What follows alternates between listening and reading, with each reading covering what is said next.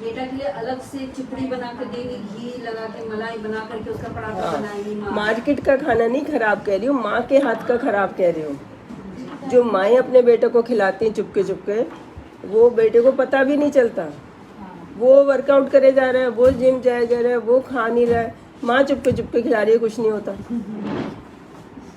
WHO ने कहा है 2050 में जो 50 इयर्स के हैं वो भी, जो 60 के हैं वो भी, जो 70 के वो भी हैं, जो 80 के वो भी, जो 90 के वो भी, सब एक साथ बीमार पड़ेंगे। यहाँ 100% पॉपुलेशन बीमार होगी, हार्ट अटैक। 100%। सिर्फ पुअर लोग रह जाएंगे। इंडियन इलाइट्स, मैंने अभी आपको बताया ना, इंडियन इलाइट के घर में तो सारे पैसे वाले ख़त्म, सारे पुअर बचेंगे फिर से, और फिर वो पैसे वाले, पैसा तो उतना ही है, उनमें डिवाइड हो जाएगा। ठीक है, चलेगा? नहीं, ऑब्वियसली नहीं चलेगा। लाइफस्टाइल इंप्रूव करने की बहुत ज़रूरत है आज के डेट में। कभी भी अपनी माँ, मम्मियाँ तो मतलब सबसे ज़्यादा बचपन में लड़कियों का उन्होंने नुकसान किया। तू रहने दे, तू बैठी रह, मैं कर लूँगी। अब आजकल जो लड़कियाँ, उनसे कुछ काम नहीं होता है,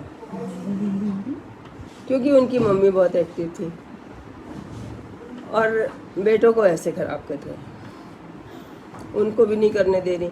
तो ये मुझे मेरे म्यूज़िक सर की बहुत सारी अच्छी बातें मैं बताती रहती हूँ, उनका जिक्र करती रहती हूँ। उन्होंने कहा है कि हम जो हैं, वो खुद अपने लिए कह रहे हैं, वो 30 के ईयर में, तब तो जब बताया था 28 के थे, हम जो पॉपुलेशन है वो आप जैसी माँओं की प्रोडक्ट है, जिनकी माँओं ने पढ़ी लिखी थी, दौड़ दौड़ के सारे काम किए।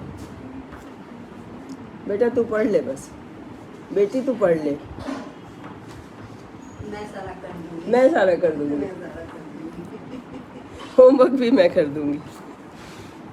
ना तो वो पढ़े और ना उन्हें कोई काम समझ आया, बस डिग्रियां पैसे कमा कमा के, पापा ने पैसे कमा कमा के प्राइवेट कॉलेज से उनको डिग्रियां दिलवा दी। अब वो कहने को इंजीनियर है, समझ उनमें एक आम आदमी जितनी भी नहीं है। एक मेरी ये वर्कर है जो सफाई करती है, इनकी इंटेलिजेंस गजब की है, गजब की। मैं तो इतनी हैरान हो जाती हूँ, उनकी बातें कभी सुन जाती हैं तो। 2 जने खड़े होकर बात कर रही होती, क्या ही बात कर रही होती। उनका बेटा जो है PGI में है, उसका वो कह रहे हैं 1 हाथ काटना पड़ेगा, और वो यहाँ पे काम भी कर रही है। हमारी माँ है, वो तो मरी जाए तब तक। यहाँ तो बच्चे को हाँ कांटा लग गया तो उनका दम निकल जाएगा साथ में।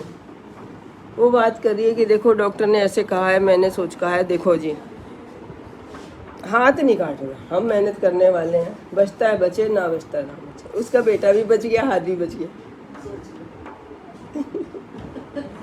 एक कोई बात कर रही थी एक बार, बहुत पुरानी बातें भी बता रही, कि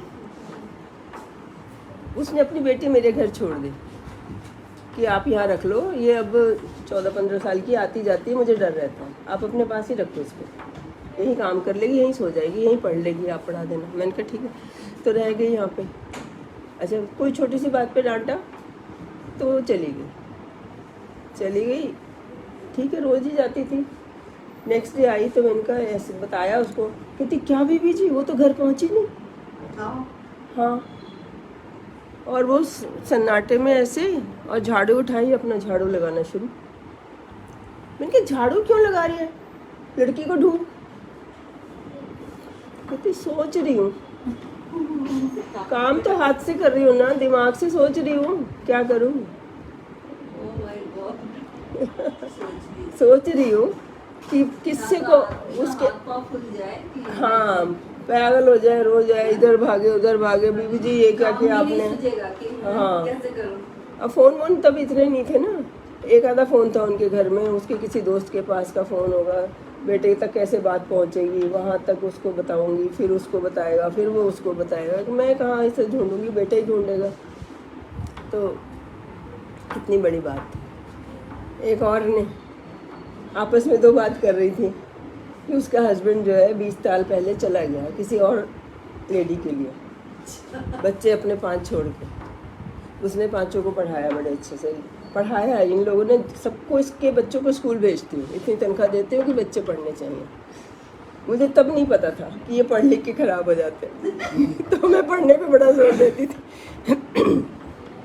पढ़ लिख के तो बिल्कुल निकम्मा होता है इंसान, किसी काम का नहीं रहता। कहता है मैं पढ़ा लिखा हूँ और इसके हाथ भी नहीं चलते। लेकिन एनीवे मैंने सब बच्चे कंपलसरी है इन लोगों को कि अपने बच्चों को पढ़ाओगे, शाम को काम करना करें।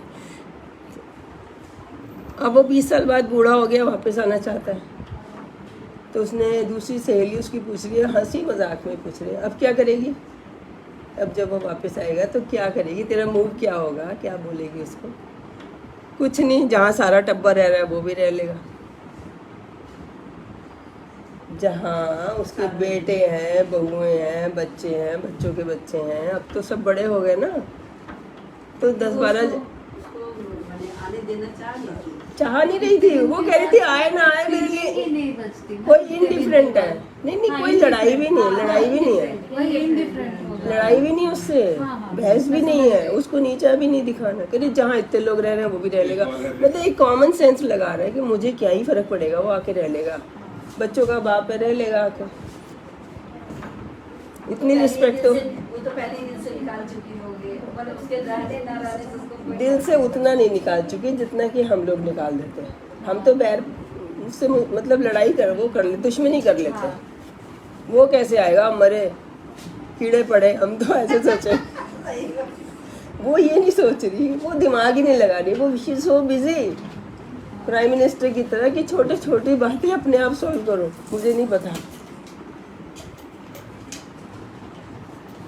तो ये होती है लाइफ की चीज़ें डिसाइड करने की। ये रिस्पेक्ट रहनी चाहिए। फिर भी मेरे बच्चों का बाप है और बाप बेटे बच्चे रहेंगे, मेरा क्या जाएगा? हस्बैंड को अपना ही इतना ज़्यादा समझ लेते हैं, अपना कुछ भी नहीं होता उसमें।